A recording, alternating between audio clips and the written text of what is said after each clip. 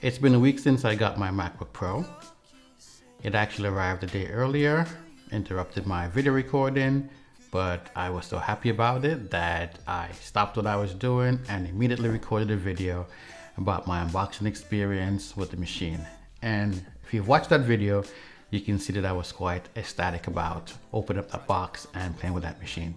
I stopped recording and went straight to editing to see how the machine performed, so I can have some feedback to provide to you today. I ain't gotta call you, I'ma pull up on you. Wake up every morning and I'm feeling like I saw you. Go to sleep at night like, baby, let me put it on you. And I ain't gotta lie, I'm ready to get to you. I'm ready to get to you. Before I go any further in the video, I'd like to ask that you subscribe to the channel and give the video a thumbs up. As you know, every new YouTuber has to go through this process. So please, as you watch the videos, give it a thumbs up and subscribe.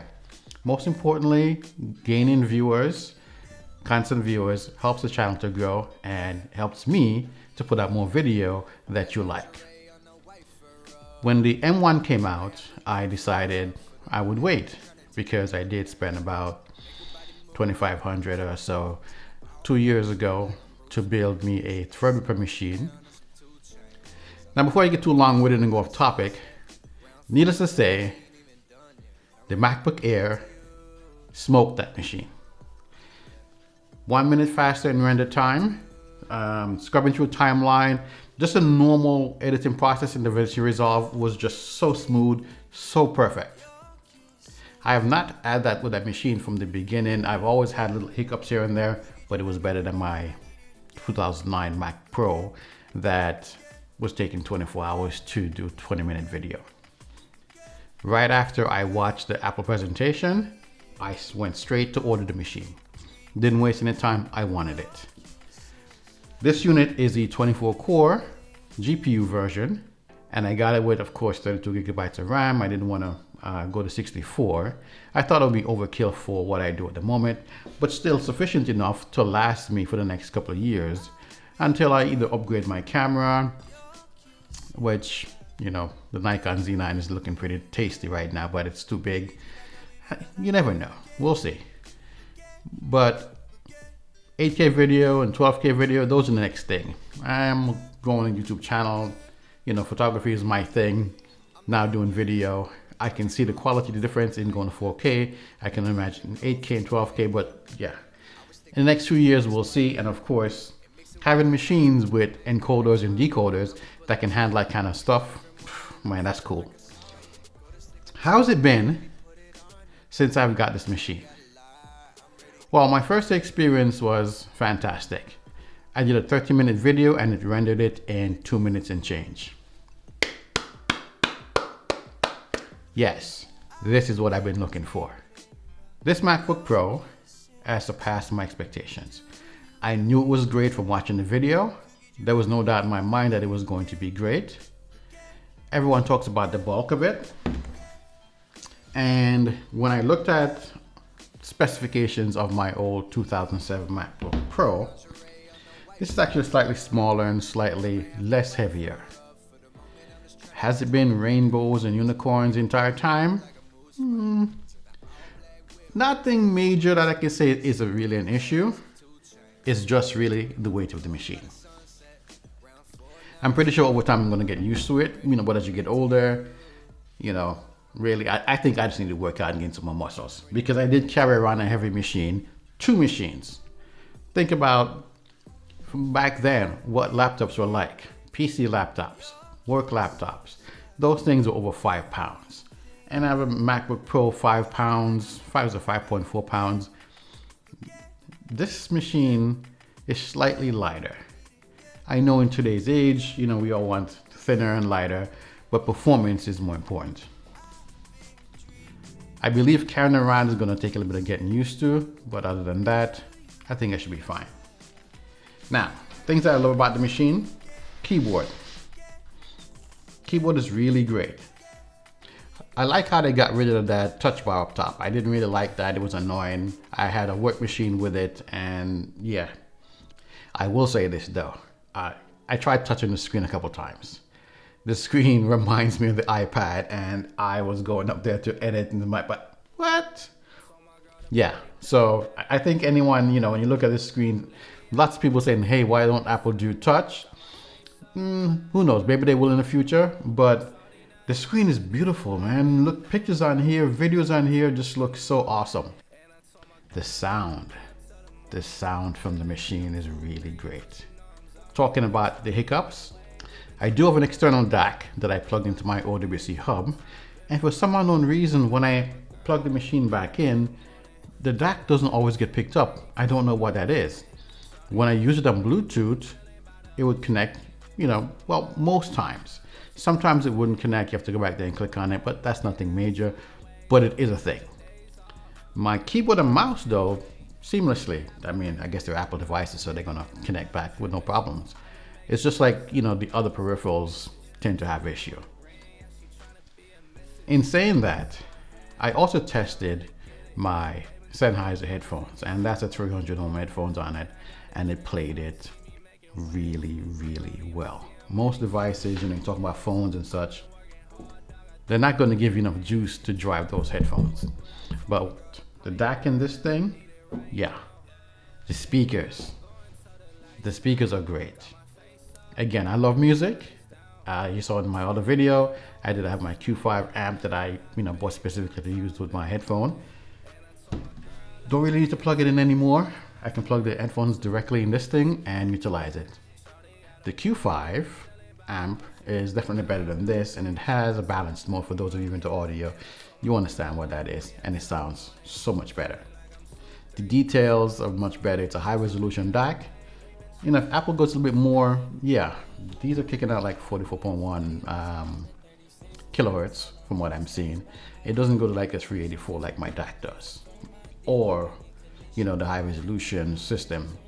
But let's just say the performance is good enough that a few times when the external speakers weren't connected, the lid was closed, I'm hearing the sound, it was like really good, everything is sounding good inside the room, and it wasn't until I actually reached over to turn up the volume and nothing is happening that I realized the sound is coming from the laptop.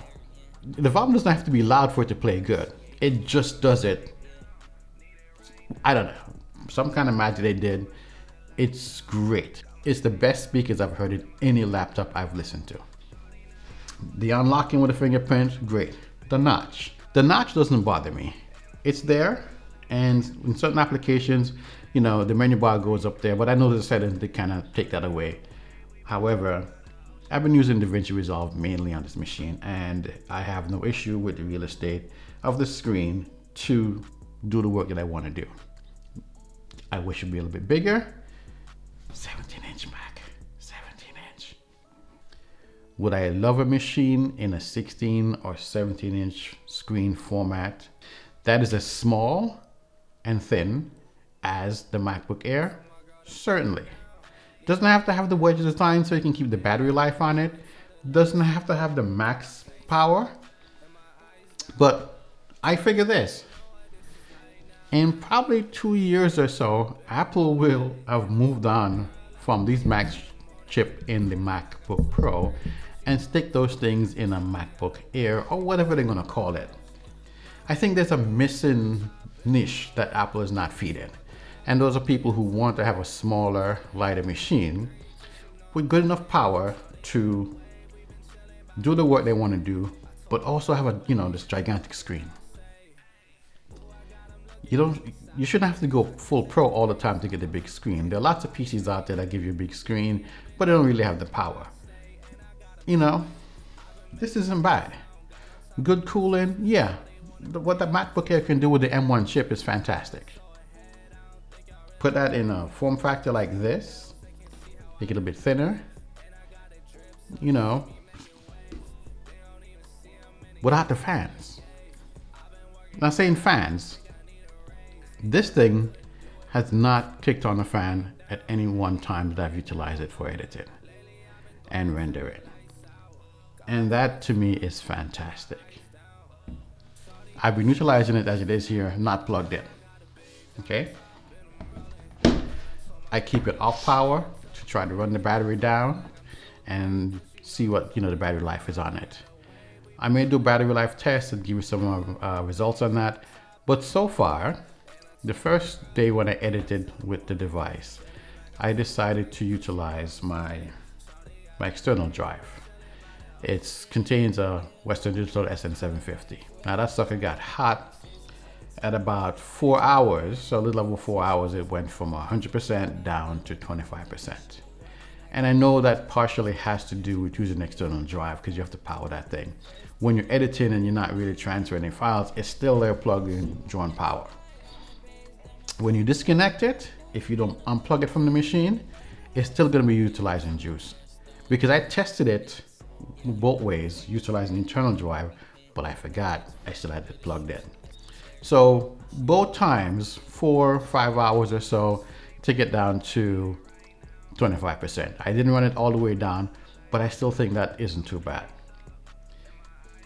Utilizing it to do videos, editing for the last couple of days from the internal drive, I've gone pretty much the entire day, let's say 8-10 hours, just browsing, editing with it. Maybe not 12 hours, maybe say 10 hours, because you stop, take a break in between, and you work on some other stuff. And that's before plugging it back in. Yesterday, since I took it off the power, I edited 2 videos on it. They're probably about 6-8 minutes a piece, but searching for content online, for B-roll and so on, that of course is using power as well. But the battery didn't die. Right now, let's see where we're at. 34%. And one of the things I wanted to do was to run the battery down. And I do have a 28800 milliamp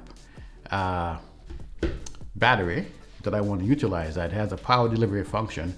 I want to utilize that to do some charge on here, drain it all the way down and see how it works.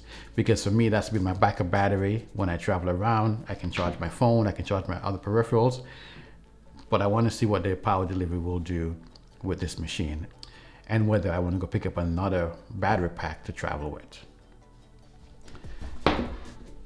So to wrap up, this machine so far has been great. The few hiccups that I had, the Bluetooth disconnecting, the external DAC not connecting via wired, well, the external DAC not reconnecting while it's plugged into the Thunderbolt hub. And it's a USB-A connection, by the way, not Thunderbolt or USB-C. Those are the things so far that has been the only hiccups. I remember when I got the Mac Mini, I was so disappointed. I was never going to get another Mac M1 machine, but my wife's machine was working, so I took a chance and get the laptop. I figured there was something wrong with that Mac Mini, and there was. But since I got the laptops, they worked great. They've not had any issues.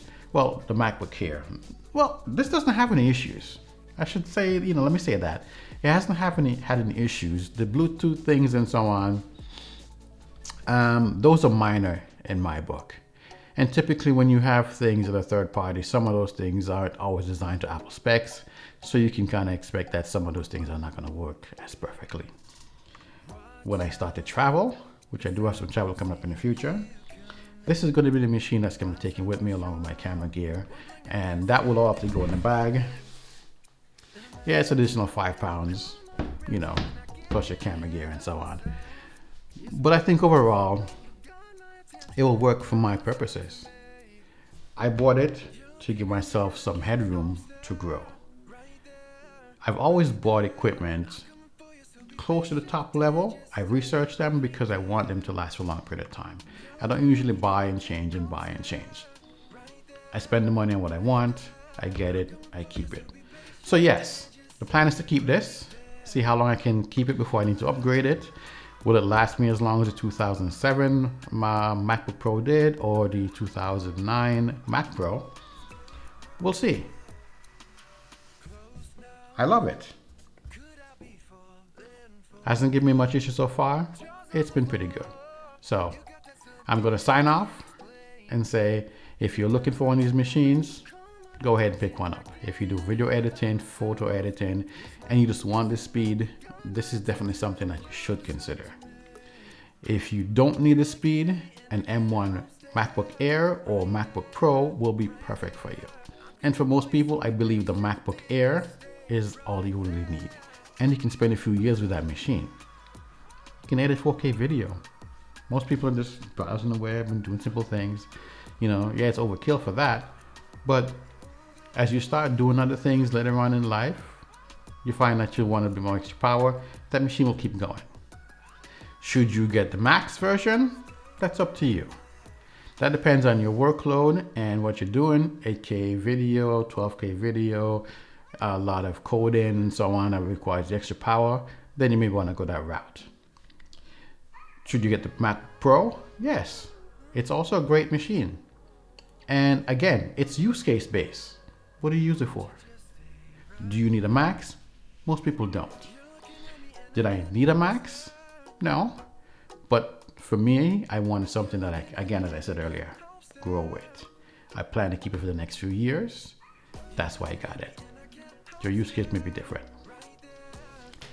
Okay, so I'm gonna close out here. Thanks for watching the video. I'll have another one up as I utilize the machine. If I have any hiccups or anything else I come across that I want to share, I'll put up more videos on this machine. I'll keep it interesting. Take care.